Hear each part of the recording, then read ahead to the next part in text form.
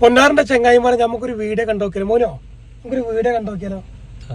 നിങ്ങളുടെ വീഡിയോ കുറച്ച് കണ്ടിട്ട് ബാക്കി പിന്നെ പറയട്ടെ. ആരതപ്പുഴ ആരുടെയും വാപ്പയുടെയോ തന്തയുടെയോ വകയൊന്നുമല്ല. ഒരുത്തന്റെ അനുവാദം വേണ്ട ഇവിടെ കുംഭമേള. സന്യാസിക്ക് വരണമെന്ന് വിചാരിച്ചാൽ നാഗസന്യാസി വന്നിരിക്കും.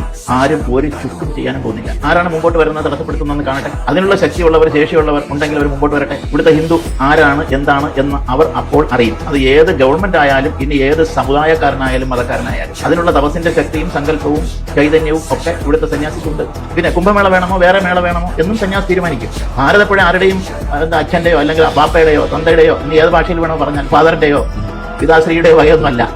മനസ്സിലായില്ലേ? തിരുനാവായും അങ്ങനെ ആരുടെയും വകയല്ല. എന്തായാലും ഈ വീഡിയോയിൽ പറഞ്ഞത് എന്തൊക്കെയാ പറഞ്ഞത്? മുസ്ലിങ്ങൾ അങ്ങനെ മുസ്ലിങ്ങൾ ഇങ്ങനെ. എന്റെ പൊന്നാര ഹൈന്ദവ വിശ്വാസികളെ എല്ലാവരും അല്ല കേട്ടോ, ഇതുപോലെ മതസ്പർദ്ധ പരത്തുന്നവരെ നിങ്ങളോട് പറയാനുള്ള തരും. ഒരു ഇസ്ലാം മതവിശ്വാസ പ്രകാരം തൊട്ടടുത്ത വീട്ടിലെ അയൽവാസി മുസ്ലിമോ ഹിന്ദോ ക്രിസ്ത്യനോ ആരായാലും അവൻ പട്ടിണി കിടന്ന് നീ വയറ് നിറച്ച് ഭക്ഷണം ഉണ്ണുകയാണെങ്കിൽ നീ എന്റെ മതത്തിൽ പെട്ടവനല്ലെന്ന് പഠിപ്പിച്ച മതം ഇസ്ലാം മതം. അപ്പോ ഒരിക്കലും മതസ്പർദ്ധ ഉണ്ടാക്കരുത്. പ്രത്യേകിച്ചിട്ട് മലപ്പുറത്തുകാരുടെ സ്നേഹം എന്താ നിങ്ങൾക്ക് അറിയാലോ? വാരിക്കോരി കൊടുക്കുന്ന സ്നേഹം. അത് മാത്രല്ല, ഞങ്ങൾക്ക് മുസ്ലിങ്ങൾക്ക് ഇത്ര ആചാരങ്ങളൊക്കെ കാണാനും എന്താണ് ഇതിനെ കുറിച്ചിട്ട് പഠിക്കാനൊക്കെ ഉള്ള ഒരുപാട് കാര്യങ്ങൾ അത്തരം കാര്യങ്ങളിലുണ്ട്.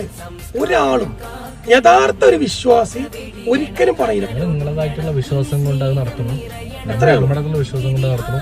പക്ഷെ നമ്മളെല്ലാരും ഒന്നാണ്. അത്രേ ഉള്ളൂ. നമ്മളെല്ലാവരും മാതാപിതാ ഗുരു ദൈവം എന്ന് പറഞ്ഞ പോലെ എല്ലാ മതസ്ഥരും മനുഷ്യരാണെന്നാണ് ഞങ്ങൾ ഇസ്ലാം മതം പഠിപ്പിക്കുന്നത്. ഒരിക്കലും ഒരു മുസ്ലിം അങ്ങനെ പറയില്ല കേട്ടോ. ഒരിക്കലും പറയും.